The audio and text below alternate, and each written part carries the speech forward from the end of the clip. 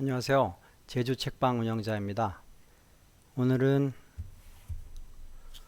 공감하는 유전자라는 책에 대해서 말씀드리겠습니다. 이 책은 그야말로 공감 능력에 대한 이야기를 하는 책인데요. 이 책은 요아힘 바우어 박사님께서 쓰시고 장윤경님께서 번역하신 그런 책입니다.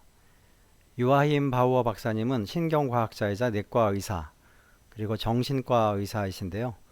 1951년 독일 출생이시고 분자생물학, 신경생물학을 전공하셨고 나중에 정신과 의사까지 되신 특이한 경력의 소유자이십니다.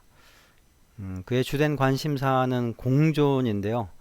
사회적 소외나 연대가 인간 사회와 개인의 신체적, 정신적 건강에 어떠한 영향을 미치는지에 대한 논의를 꾸준히 펼치고 계신 그런 분이십니다. 그는 이러한 공존의 철학을 인간 사회에만 머무르지 않고 자연 및 미래의 삶에까지 확장된다고 말하고 있습니다. 오늘날 학교가 처한 상황에 대단히 관심이 많으시고 교육이 인류의 현재와 미래를 바꿀 수 있는 알파이자 오메가라고 믿고 있는 그런 분이십니다. 우리가 어린 시절에 느꼈던 좋은 삶, 이것은 마음의 평정, 공동체, 신체 활동, 탐구, 자연, 그리고 모험 등과 관련이 있다고 말하고 계십니다. 어른들이 놀아주던 순간이 아이들에게는 가장 좋은 삶의 순간이었다고 말씀하고 있고요. 놀이는 우리가 이전에 익힌 것을 다른 이들에게 보여줄 수 있는 장이기 때문에 아이들에게 대단히 중요하다라고 말하고 있습니다. 그리고 성인기에도 참된 삶은 무엇인가를 꾸준히 찾아 헤매는 일들과 관련되어 있다고 말하고 있습니다. 우리는 늘 개인의 성장, 잠재력 개발, 타인과의 원만한 연대, 예술과 문화, 일상을 수월하게 헤쳐나가는 길 등을 찾아 나서는 동시에 삶에 대한 거대한 질문들도 안고 삽니다. 이는 이미 고대 그리스 철학자들이 오래 몰두했던 그러한 주제이기도 합니다. 이들 중 몇몇은 이런 삶이 실현될 수 있다고 보았으며 진정한 삶의 행복과 기쁨에 대한 약속을 이와 연결시키기도 했습니다. 아리스토텔레스는 이처럼 행복으로 가는 길을 에우다이모니아라고 칭했습니다. 흔히 이를 행복이라고 옮기는데 저자는 좋은 삶이라고 이를 표현하고 있습니다. 인간의 몸은 심리적인 것을 신체적인 것으로 변화시킵니다. 인간이 사회적 혹은 심리적으로 맞닥뜨리는 현실과 신체 반응 또는 유전자 변화 사이에 관계가 있음을 증명하는 다수의 연구 결과들이 있다고 합니다. 하지만 몸과 마음이 서로 연관되어 있다는 견해는 많은 분야에서 주목받지 못하고 있다고 합니다. 건강에 해를 끼치는 사회 심리적 요인에 초점을 맞추는 일은 의료산업과 제약산업의 번창에 방해가 될지도 모르기 때문에 그렇다고 합니다. 스트레스, 고독, 사회적 고립, 불안, 우울 등은 신체적 질병을 일으키는 결정적 요인들이라고 박사님은 말하고 있습니다.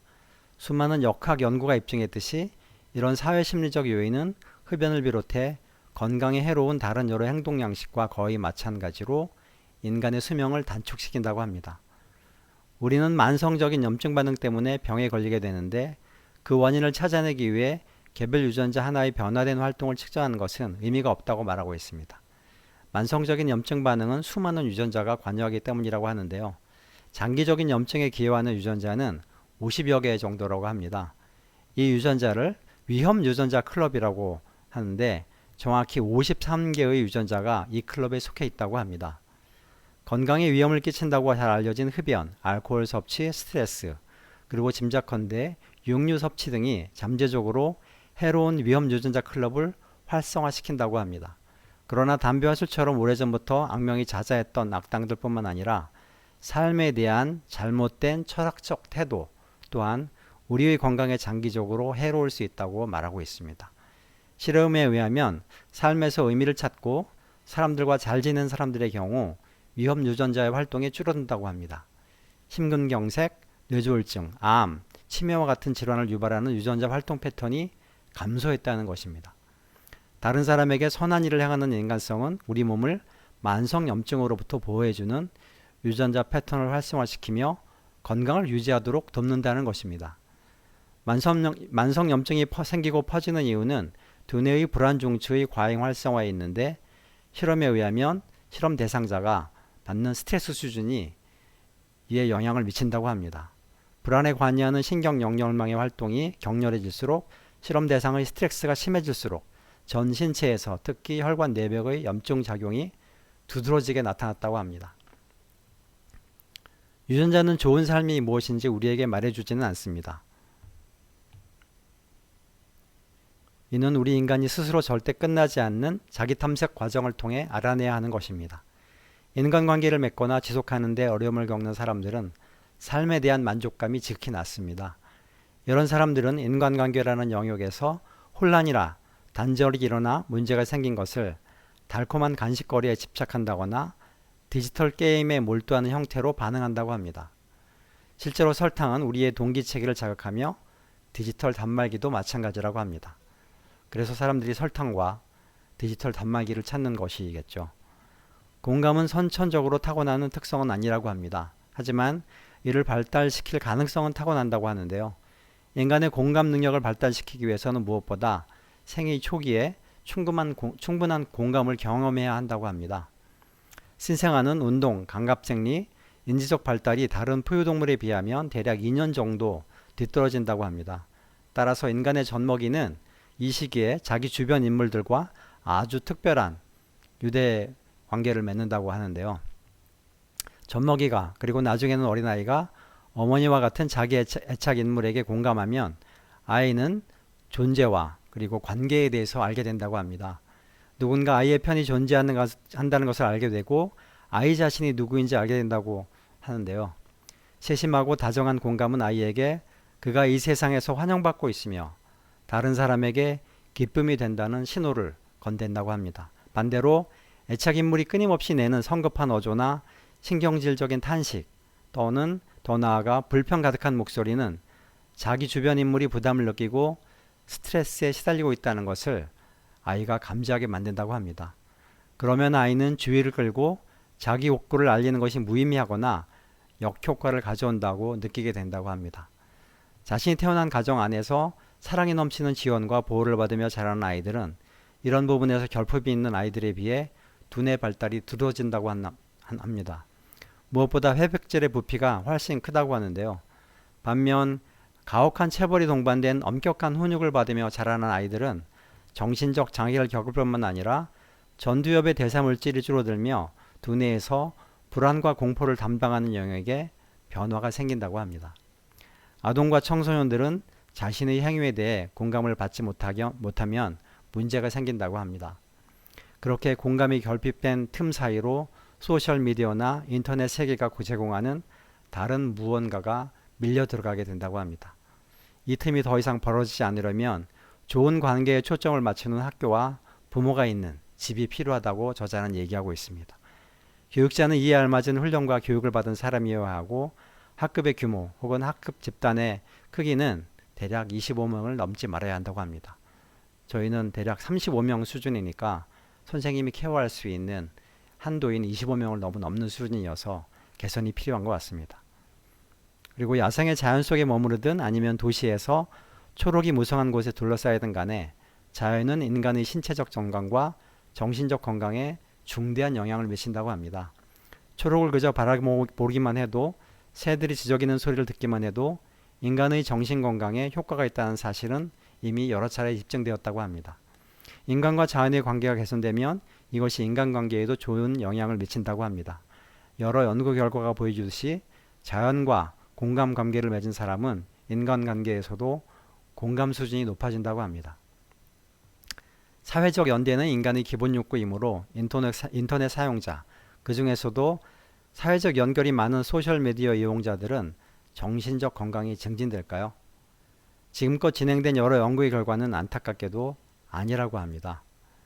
젊은 성인 남녀를 대상으로 한 연구를 보면 평균 수준보다 훨씬 많은 시간 인터넷을 사용한 사람들이 3배 이상으로 더 자주 외로움을 느낀다는 사실이 밝혀졌다고 합니다.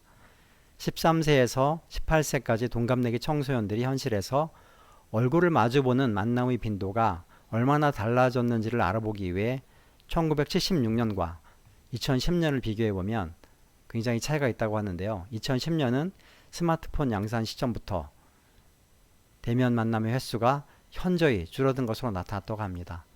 이때부터 청소년들의 인터넷 사용 빈도가 엄청나게 증가했다고 합니다. 이들 중 실제로 접촉이 아주 적은 청소년들, 즉 인터넷에서 유독 많은 시간을 보낸 청소년들이 외로움을 느끼는 빈도가 더 늘었다고 합니다. 현실 친구와의 아날로그 접촉은 전반적인 건강과 삶에 대한 만족감을 높이는 매우 긍정적인 효과를 낳는 중요한 것이라고 합니다. 반면 온라인에서 주로 생성되는 그런 관계는 이런 효과를 기대하기 어렵다고 합니다.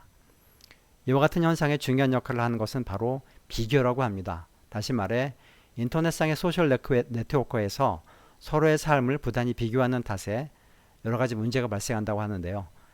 각자의 삶이 오픈되는 곳에서 이용자 하나하나는 끊임없는 경쟁 상태에 처하게 된다고 합니다. 누가 가장 많은 팔로워를 가지고 있는지, 누가 제일 많이 좋아요를 받는지, 누가 자기 표현 및 자기 연출을 가장 잘 하는지, 누가 인생을 제일 잘 즐기는 것처럼 보이는지를 계속해서 질문하고 비교한다고 합니다. 자신의 활기찬 모습을 계속적으로 연출해서 체감할 수 있는 반응이나 그 무언가를 얻어야 된다고 합니다. 그렇지 못하면 지루하고 뒤처지는 사람이 되며 당연히 다른 사람들의 인정을 받지 못한다고 합니다. 다른 어떤 것보다 인터넷은 나의 좋은 모습을 언제나 보여주어야 하는 그런 공간이기 때문이라고 합니다. 트웬지라는 학자는 인터넷의 과다 사용과 젊은 층에서 우울증을 앓고 있는 비율의 상관관계를 조사했는데 조사 결과 미국에서 의학적으로 중증 우울증 진단을 받은 12살에서 17살의 청소년이 2005년에서 2017년 사이에 52%나 증가했다고 하고요. 18살에서 25살의 성인은 63%나 증가했다고 합니다. 공감은 아이를 보호해준다고 합니다. 아동 및 청소년들이 현실 세계에서 좋은 관계를 견고히 맺도록 도와주는 것이 공감이라고 합니다. 현실의 세계에서 좋은 관계를 통해 연대가 형성된 청소년 및 성인들은 인터넷의 악영향으로부터 보호된다고 합니다. 현실 세계에서 인간관계가 거의 없거나 그저 피상적인 관계만 맺고 이를 온라인상의 관계로 대체하려는 사람들의 경우에는 인터넷 사용으로 공감 능력이 손상되는 것으로 나타났다고 합니다. 가정에서도 그렇고 회사에서도 그렇습니다. 가장 중요한 것은 공감을 잘 해주는 것인 것 같습니다. 가장 훌륭한 부모는 아이들의 상황에 잘 공감해주는 부모인 것 같습니다. 가장 훌륭한 리더는 직원들의 상황에 잘 공감해주는 상사인 것 같습니다. 공감해주면 존경을 이끌어낼 수 있고 존경을 이끌어내면 아이의 그리고 직원의 행동이 달라질 수 있는 것 같습니다. 아이는 그리고 직원은 자신에 대한 존중감을 쌓을 수 있고 세상에 대해서도 자신감을 가지고 당당하게 일할 수 있을 것 같습니다. 공감 능력이 뛰어난 리더 밑에서 자질이 뛰어난 직원은 꽃을 피울 수 있을 것이고 능력이 조금 부족한 직원은 자신감을 가지고 자기의 능력을 개발해 나갈 수 있을 것입니다. 공감 능력이 우리 가정을, 우리 회사를, 그리고 우리 사회를 건강하고 바람직한 공동체로 만들어 줄 수 있다고 생각됩니다. 우리 모두 공감 능력이 뛰어난 부모, 그리고 공감 능력이 뛰어난 리더가 되기 위해서 노력해야 될 것 같습니다. 이상 공감하는 유전자라는 책을 통해서 이야기했습니다. 감사합니다.